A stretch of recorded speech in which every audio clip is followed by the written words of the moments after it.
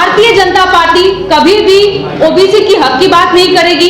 उनको बस राजनीति करनी आती है, उनको लाशों की राजनीति करनी होती है, उनको पिछड़ों की राजनीति करनी होती है, लेकिन हक की बात करने के लिए वो हम सभी के साथ में नहीं होते हैं। चुनाव को लेकर के आपने भाजपा के वरिष्ठ नेताओं के बयानों को, ट्वीट को देखा होगा कि ये लोग तब से कंफ्यूजन फैला रहे थे कि चुनाव नहीं होंगे, जो भी प्रत्याशी हैं वो फिजूल में अपना पैसा खर्च ना करें।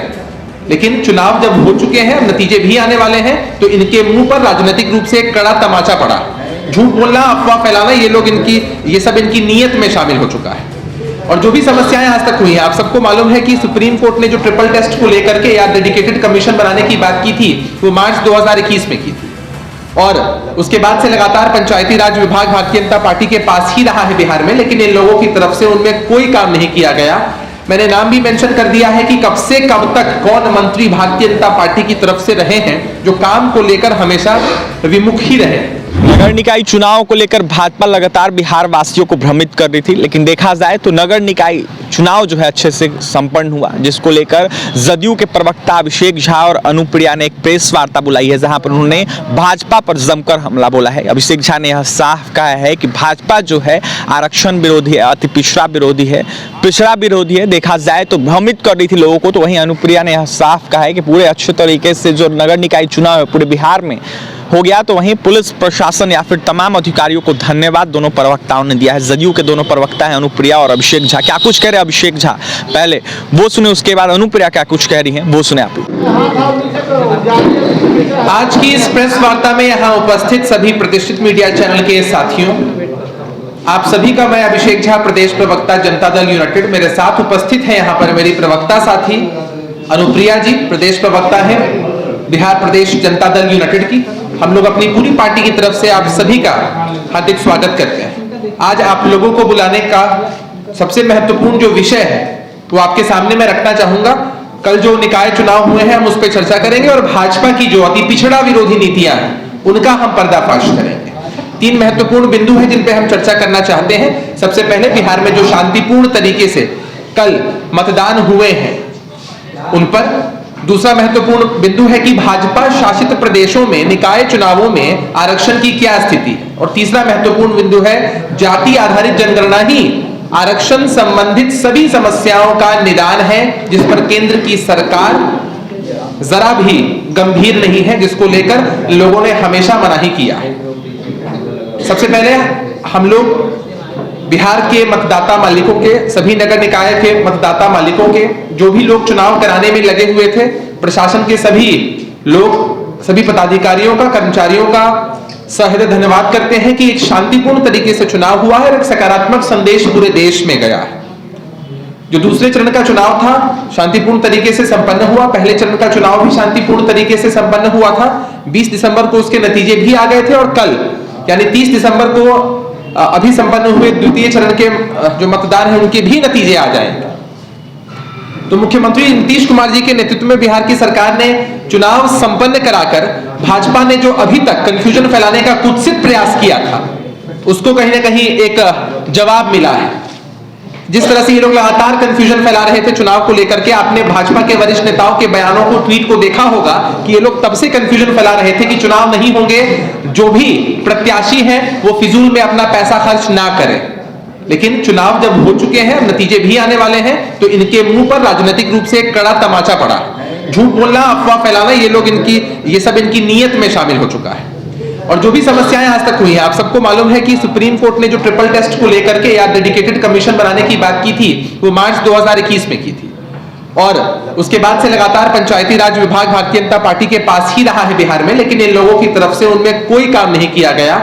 मैंने नाम भी मेंशन कर दिया है कि कब से कब तक कौन मंत्री भारतीय जनता पार्टी की तरफ से रहे हैं जो काम को लेकर हमेशा विमुख ही रहे। और किस तरह से ये सारी चीजें प्रायोजित की गई है भाजपा की तरफ से, वो आप इस बात से समझ सकते हैं कि अगस्त सितंबर 2021 में पंचायती राज के चुनाव हुए थे, जबकि डेडिकेटेड कमीशन का जो मामला था वो 4 मार्च 2021 को ही आया था। लेकिन भारतीय जनता पार्टी के नेता सभी चुप थे उस वक्त इनके मुंह से आवाज नहीं निकलती थी, क्योंकि ये लोग कहीं ना कहीं हमारे सहयोगी के रूप में थे। जैसे ही विपक्ष में गए हैं तो अपनी भाषा इन लोगों ने बदल ली है, अपने दोहरे चरित्र को उजागर किया है। अब हम दूसरे पहलू की बात कर लें कि भाजपा शासित प्रदेशों में निकाय चुनाव की क्या स्थिति रही। ऑनरेबल हाई कोर्ट ने जो निर्णय दिया है कि बगैर ओबीसी आरक्षण के वहां पर निकाय चुनाव करा लिए जाए, जबकि आप सबको मालूम है कि बिहार में जो निकाय चुनाव होने थे उसको लेकर किस कदर इन लोगों ने झूठ और अफवाह को फैलाया। अब ये सुप्रीम कोर्ट जाने का ढोंग कर रहे हैं अपनी तरफ से, लेकिन मार्च 2021 में ही डेडिकेटेड कमीशन बनाने की बात हुई थी, ट्रिपल टेस्ट की बात हुई थी, तो अब तक उत्तर प्रदेश की सरकार कहां सो रही थी?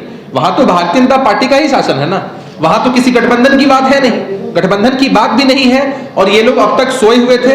अब जब कोर्ट के द्वारा यह आदेश दिया गया है तब ये नींद से जागे हैं। हम तो सवाल पूछना चाहेंगे, सुशील कुमार मोदी जी से इतना एक्टिव रहते हैं, वो हर बात पर सरकार को क्रिटिसाइज करते रहते हैं, क्या वो योगी सरकार को क्रिटिसाइज करेंगे? योगी सरकार पर सवाल उठाएंगे? नहीं करेंगे, लोगों में हिम्मत ही नहीं। और एक बड़ा उदाहरण गुजरात मॉडल की बात होती है। भाजपा शासित प्रदेश है गुजरात, वहां भी बगैर ट्रिपल टेस्ट के चुनाव कराए गए और अभी तक भारतीय जनता पार्टी ने इस पूरे मामले में कोई सफाई नहीं दी। आपको जानकर ताज्जुब होगा कि जुलाई 2022, जी हां, जुलाई 2022, अभी से 6 महीने पहले डेडिकेटेड कमीशन वहां बना। एक तो चुनाव आपने बिना डेडिकेटेड कमीशन की रिपोर्ट के कराया, और दूसरा कि 6 महीने पहले डेडिकेटेड कमीशन वहां बनता है झावेरी कमीशन के नाम से, और गुजरात के गांधीनगर में आप नगर निगम चुनाव अक्टूबर 2021 में ही करवा लेते हैं, जबकि सुप्रीम कोर्ट का फैसला कब का है। मैं आग्रह करूंगा आप लोगों से सुनने के लिए कि ये पॉइंट बहुत वाइटल है। ये पॉइंट इसलिए वाइटल है क्योंकि सुप्रीम कोर्ट का फैसला मार्च 2021 में आया और आप गांधीनगर में चुनाव कराते हैं अक्टूबर 2021 में बिना डेडिकेटेड कमीशन के, बिना ट्रिपल टेस्ट के। तब कहां है भारतीय जनता पार्टी के नेता जो मीडिया में इतना उत्साहित होकर बयान देते हैं? इसके अलावा गुजरात में 2021 के दिसंबर में पंचायत के चुनाव भी कराए गए, वहां भी रिपोर्ट नहीं पेश की गई, लेकिन फिर भी इनके मुंह से आवाज नहीं निकलेगा। आप असम की बात करें, आप त्रिपुरा की बात करें, भाजपा का शासन है, लेकिन अभी तक वहां ओबीसी ईबीसी आरक्षण की घोषणा नहीं की गई, जो दर्शाता है कि भारतीय जनता पार्टी का असली चेहरा आरक्षण विरोधी है, पिछड़ा विरोधी है, अति पिछड़ा विरोधी है। मैं आग्रह करूंगा अपने प्रवक्ता साथी से कि वो इस पूरे मसले पर और आपका मार्गदर्शन करें। धन्यवाद अभिषेक जी। मीडिया साथी, बहुत बहुत धन्यवाद है आप यहाँ आए, और जिस तरह से अभिषेक जी अभी बता रहे थे कि भाजपा शासित राज्यों में जो चुनाव होना है या हो चुका है और जो नहीं हुआ, जिस तरह से बिहार भाजपा के नेता त्राहिमाम मचा रहे थे, छाती पीट रहे थे कि भाई ओबीसी का आरक्षण खत्म करके चुनाव करा रहे हैं, मैं थोड़ा उनको कहूंगी कि उठिए, जागिए, मध्य प्रदेश जाइए, उत्तर प्रदेश जाइए, वहां घोषणा हो गया है और कहा गया है कि ओबीसी आरक्षण को समाप्त करते हैं, हम चुनाव को कराएंगे। और इसी हम यूं ही नहीं बोल रहे हैं, हमारे पास तथ्य है, जानकारी उस आधार पे बोल रहे हैं। तो बिहार, खासकर सुशील मोदी जी जो भाजपा के नेता बेचारे वो हैं नहीं है, समझ में उनको नहीं आता है, वो प्रयास करते रहते हैं कि कुछ कर ले, हम अपने आकाओं को खुश कर ले, तो बिहार की जनता को, भोली वाली जनता को बरगला करके वो अपनी राजनीतिक गोटी सेकते रहते हैं। मैं थोड़ा उनसे आग्रह करूंगी कि थोड़ी अपनी राजनीतिक पृष्ठभूमि को और मजबूत करें। बिहार ही नहीं, मध्य प्रदेश, उत्तर प्रदेश भी चले जाएं, वहां की भी जनता आपको खोज रही है कि शायद आप वहां की जनता के हक के बारे में कुछ बात करेंगे। तो मैं आपको, जहां पे अभिषेक जी ने बताया गुजरात के बारे में, असम के बारे में, त्रिपुरा के बारे में, साथ ही मैं आगे बढ़ते हुए आपको मैं बता दूं कि मध्य प्रदेश में वर्ष 2019 और 20 में से ही 321 नगर निगम और 23,073 अन्य स्थानीय निकाय के चुनाव लंबित थे, लेकिन वहां वर्ष 2022 में इस चुनाव को करवाने के लिए कोई प्रयास नहीं किया गया। ये 2022 की मैं बात कर रही हूं। जब तक सर्वोच्च न्यायालय ने इस मामले में हस्तक्षेप नहीं किया, 10 मई 2022 ने के अपने फैसले में न्यायालय के त्वरित रूप से यहां चुनाव करवाने के निर्देश दिया। मतलब यहां चुनाव किसके कारण हो रहा है? वहां के हाईकोर्ट ने इंटरफेयर किया, तब जाके चुनाव हो रहा है। अब मैं 10 मई 2022 के बारे में जो बता रही हूं, उसमें मध्य प्रदेश में माननीय उच्च न्यायालय ने उसी रीट पिटीशन के जवाब में मध्य प्रदेश सरकार को बिना डेडिकेटेड कमीशन और ट्रिपल टेस्ट के मध्य प्रदेश में ओबीसी आरक्षण के साथ निकाय चुनाव कराने के लिए रोक दिया। मैं कुछ थोड़ा सा आपको यहाँ बिहार के बारे में बता दूं कि जब यहाँ पे जिस कारण से इन्होंने चुनाव स्थगित कराने की मांग की गई थी, उसके बाद में हमारे नेता ने कमेटी बना करके 1 महीने में रिपोर्ट तैयार करके चुनाव दोबारा करवाया गया। लेकिन वहां एक मजेदार बात मैं आपको बताऊंगी कि मध्य प्रदेश ने 2 दिन के भीतर न्यायालय को डेडिकेटेड कमीशन का रिपोर्ट सौंप दिया। ये समझने वाली बात है। वहां मध्य प्रदेश में 2 दिन में रिपोर्ट सबमिट हो गया, कोई नहीं चिल्लाया। लेकिन बिहार में 41 दिन के बाद रिपोर्ट सबमिट होने के बाद में वो रो रहे थे कि रिपोर्ट कैसे तैयार हो गया, इनके नेता बन गए भाई, इनके नेता को बना दिया गया है। तो मैं उनको बता दूं कि मध्य प्रदेश में जो सरकार ने कमीशन बनाया था, उसका अध्यक्ष अपने ही दल के वर्तमान विधायक एवं पूर्व मंत्री श्री गौरीशंकर बिसेन को बना दिया। क्या सत्ताधारी दल द्वारा इस प्रकार की नियुक्ति संवैधानिक थी? तो ये सवाल सिर्फ हमारे लिए था, मध्य प्रदेश की सरकार के लिए नहीं, क्योंकि वहां भाजपा की सरकार। अब ये इन सारे मुद्दों को आगे बढ़ते हुए मैं बताना चाहूंगी, जो तीसरा पॉइंट अभिषेक जी ने कहा था कि जातिगत आधारित जनगणना ही आरक्षण संबंधी समस्याओं का हल है। इस पे बहुत गौर करने की चीज है कि जातिगत जनगणना के लिए कई बार आवाज उठाए गए हैं, लेकिन किसी भी सरकार ने इस तरह से काम करने का प्रयास नहीं किया, खासकर भाजपा शासित। और मैं इसमें थोड़ा इतिहास में बता दूं कि आजादी के बाद से ही पिछड़े अति पिछड़े के आरक्षण के सवाल पर बार बार देश के उच्च न्यायालय एवं सर्वोच्च न्यायालय के द्वारा हस्तक्षेप किया गया है, जिसका मुख्य कारण इन वर्गों से संबंधित आंकड़ों का अभाव है। अब न्यायालय भी क्या करे जब उसके पास आंकड़ा नहीं है? इस संबंध में न्यायालय ने बार बार यह निर्देशित दिया है कि 1931 में की गई जातिगत जनगणना के आंकड़े काफी पुराने हैं और उन आंकड़ों के आधार पर आरक्षण नीति तय करना तर्कसंगत नहीं होगा। सर्वोच्च न्यायालय ने दिशा निर्देश के अनुसार आजादी के बाद से लेकर आज तक देश में काका कालेकर आयोग 1953 समेत कई पिछड़ा आयोग का गठन किया गया। पिछड़े आयोग बनाए गए, जिसमें बिहार में मुंगेरी लाल आयोग था। पिछले 7 दशक से देश की कार्यपालिका और विधान पालिका द्वारा गठित लगभग सभी पिछड़े आयोग के समाज ने अन्य पिछड़े वर्गों के विकास में मूल्यांकन के साथ ही उसकी सूची के वर्गीकरण और उक्त वर्गीकरण के मानकों के निर्धारित का जिक्र बार बार किया। इन सभी पिछड़े आयोग द्वारा दिए गए ज्यादातर सुझावों को देश और राज्य की न्यायपालिका और कार्यपालिका ने इस आधार पर निरस्त कर दिया, क्योंकि उनके सुझाव को तार्किक एवं न्यायोचित बनाने के लिए जरूरी जातिगत जानकारी और आंकड़े यहाँ जो उपलब्ध नहीं थे, बहुत पुराने थे। लेकिन किसी भी सरकार ने जातिगत जनगणना नहीं आरंभ नहीं कराई। लेकिन हमारे नेता माननीय मुख्यमंत्री जी वो बार बार कह रहे हैं 2014 में जब सरकार बनी कि भाई हमें जातिगत जनगणना करने की जरूरत है, क्योंकि जिस तरह से बार बार सुप्रीम कोर्ट या हाई कोर्ट के द्वारा उसमें हस्तक्षेप किया जाता है आरक्षण को लेकर के, अगर जातिगत जनगणना हो जाएगी, हमें जानकारी मिल जाएगी किस तरह से क्या किस जाति का है हमारा प्रतिशत, हम उस आधार पर आरक्षण देंगे। लेकिन भारतीय जनता पार्टी कभी भी ओबीसी की हक की बात नहीं करेगी। उनको बस राजनीति करनी आती है, उनको लाशों की राजनीति करनी होती है, उनको पिछड़ों की राजनीति करनी होती है, लेकिन हक की बात करने के लिए वो हम सभी के साथ में नहीं होते हैं।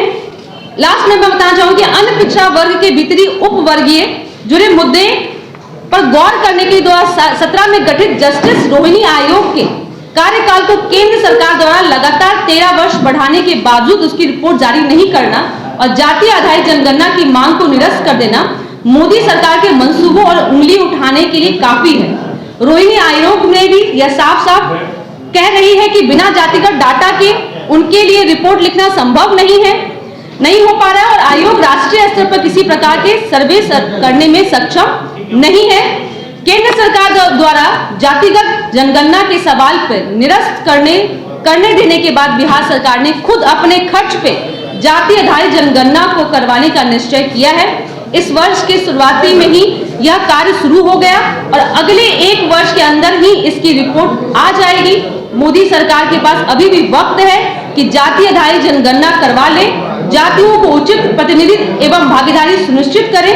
राज्य सरकारों से भी आग्रह है कि यह मोदी सरकार यह काम नहीं करती है तो बिहार के रास्ते पर चलते हुए अपने खर्च पे जातिगत जनगणना करवाएं और भविष्य में आने वाली इस तरह की समस्याओं को निजात पाने का यह प्रयास करें। आप सभी का बहुत बहुत धन्यवाद। इसके अलावा अगर आप लोगों के कोई प्रश्न हो।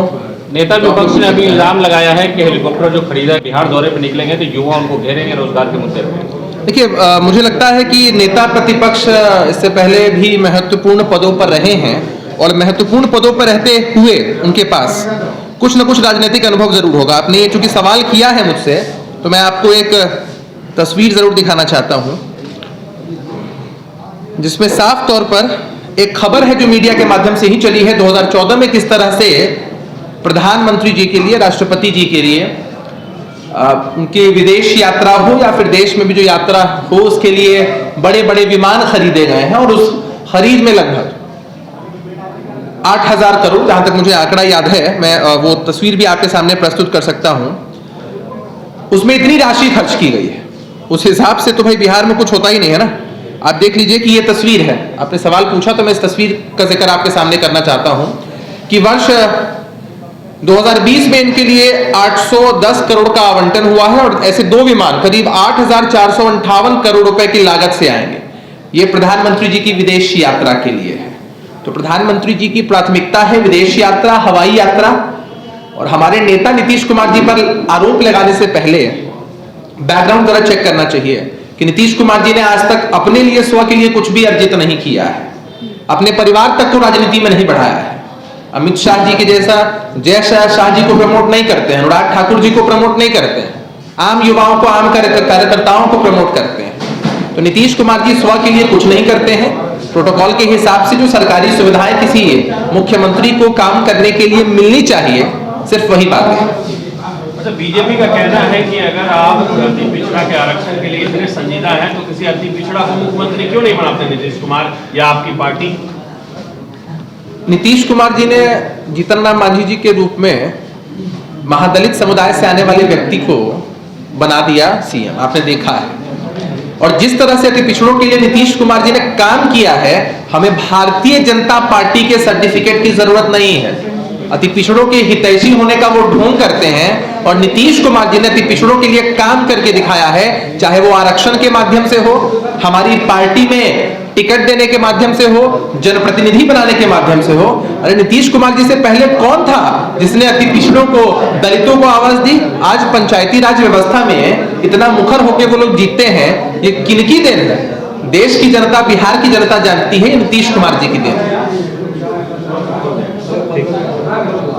तो आपने सुन लिया, सीधा सीधा भाजपा पर हमला बोलते हुए अभिषेक झा ने तमाम बातें बोल दी है। वहीं अनुप्रिया ने क्या कुछ कहा नगर निकाय चुनाव को लेकर आप सुना है। दोनों जदयू के प्रवक्ता थे। बता दें आपको कि नगर निकाय चुनाव अच्छे तरीके से बिहार में हो गया है, तो वहीं कोई भी दिक्कतें नहीं हुई है। लगातार भाजपा के नेता यह कह रहे थे कि नगर निकाय चुनाव में जो भी प्रत्याशी पैसे खर्च कर रहे हो, पैसा ना खर्च करे, क्योंकि देखा जाए तो फिर से एक बार नगर निकाय चुनाव का जो डेट है वो टलेगा। तो वहीं जिस तरीके से लगातार भाजपा के नेता दावा कर रहे थे, उनका दावा पूरे तरीके से फेल हो गया। नगर निकाय चुनाव पूरे तरीके से संपन्न हुआ, अच्छे से कंप्लीट हो गया, जिसके बाद जदयू के प्रवक्ता ने बीजेपी पर जमकर हमला बोला है। तो वहीं जिस तरीके से बिहार के मुख्यमंत्री नीतीश कुमार बिहार भ्रमण कर रहे हैं, इसको लेकर अभिषेक झा ने तमाम बातें क्लियर कर दी। अभिषेक झा ने यह साफ कहा है कि नीतीश कुमार कई वर्षों से बिहार में सत्ता में है, लेकिन देखा जाए तो अपने परिवार के लोगों को कभी वो नेता नहीं बनाने की कोशिश की है, सत्ता में लाने की नहीं कोशिश की है उन्होंने। देखा जाए तो वो अकेले हैं और अकेले लगातार तमाम लोगों का विकास का सोचते हैं। तो वहीं